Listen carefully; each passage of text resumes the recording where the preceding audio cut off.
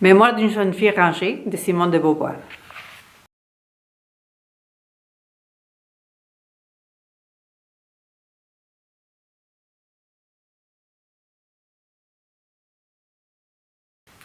Page 129 environ. Nous avions déménagé. Notre nouveau logis, disposé à peu près comme l'ancien, meublé de façon identique, était plus étroit et moins confortable.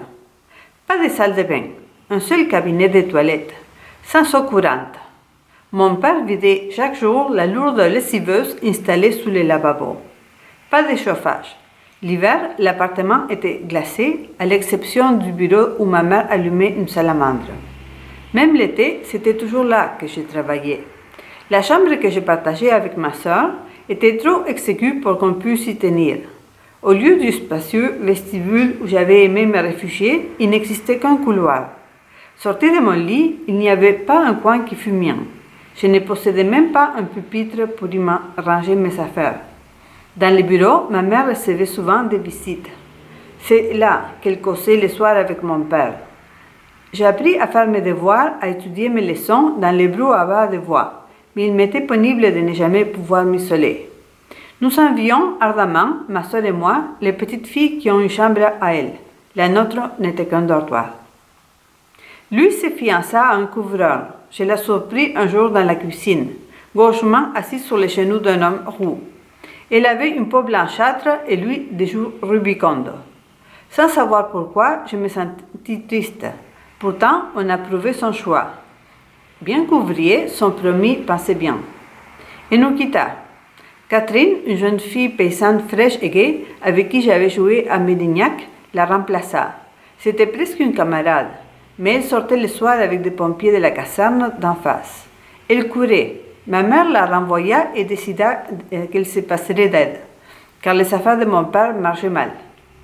L'usine des chaussures avait périclité. Grâce à la protection d'un cousin lointain et influent, mon père entra dans la publicité financière. Il travaillait d'abord au Gallois, puis dans divers autres journaux. Ce métier rapportait peu et l'ennuyait. Par compensation, il s'en allait le soir, plus souvent qu'autrefois, jouer au bridge chez des amis ou au café. L'été, il passait ses dimanches aux courses. Ma mère restait souvent seule. Elle ne se plaignait pas, mais elle détestait faire le ménage et la pauvreté lui pesait. Elle devint d'une extrême nervosité. Peu à peu, mon père perdit sa belle égalité d'humeur. Il ne se querellait pas vraiment, mais il criait très fort pour de petites choses, et souvent s'en prenait à ma soeur et à moi. Face aux grandes personnes, nous demeurions étroitement ligués. Si l'une de deux renversait un encrier, c'était notre faute commune. Nous en réclamions ensemble la responsabilité. Cependant, nos rapports avaient un peu changé depuis que je connaissais Zaza. Je ne jurais plus que par ma nouvelle amie.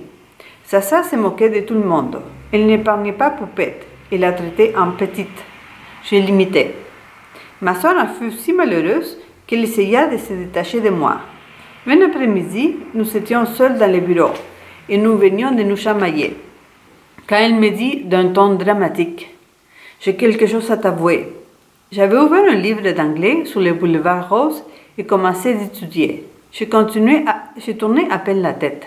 « Voilà, dit ma sœur, je crois que je ne t'aime plus autant qu'avant. » Elle m'expliqua d'une voix posée la neuve indifférence de son cœur. J'écoutais en silence et des larmes roulaient de mes joues. Elle bondit. « Ce n'est pas vrai, ce n'est pas vrai !» en m'embrassant. Nous nous étreignîmes et je séchai mes pleurs. « Tu sais, lui dis-je. Pour de bon, je n'étais pas crue. » Pourtant, elle n'avait pas tout à fait menti. Elle commençait à s'insurger contre sa condition de cadette, et comme je la délaissais, elle m'englobait dans sa révolte. Elle était dans la même classe que notre cousine Jeanne, qu'elle aimait bien, mais dont elle ne partageait pas les goûts, et on l'obligeait à fréquenter les amis. C'étaient des petites filles niaises et prétentieuses. Elle les haïssait, et l'enrageait qu'on les jugeât dignes de son amitié.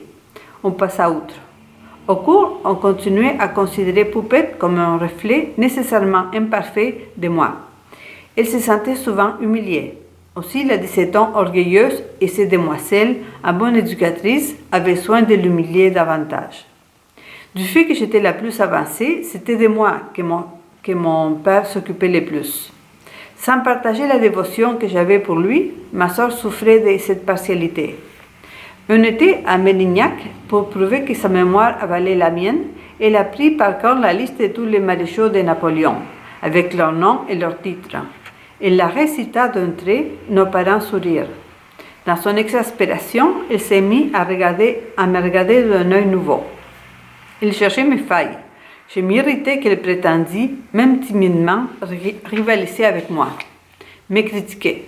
De tout temps, nous nous étions chicanés parce que j'étais brutale et qu'elle pleurait facilement. Elle pleurait moins, mais nos querelles devenaient plus sérieuses. Nous émettions de l'amour-propre. Chacune exigeait d'avoir le dernier mot. Cependant, nous finissions toujours par nous réconcilier. Nous avions besoin l'une de l'autre. Nous jugions de la même manière nos camarades, ces demoiselles, les membres de la famille. Nous ne nous cachions rien et nous prenions toujours autant de plaisir à jouer ensemble. Quand nos parents sortaient le soir, nous faisions la fête. Nous confectionnons une omelette soufflée que nous mangions à la cuisine. Nous bouleversions l'appartement en poussant de grands cris. Maintenant que nous couchions dans la même chambre, nous poursuivions longtemps au lit nos jeux et nos conversations.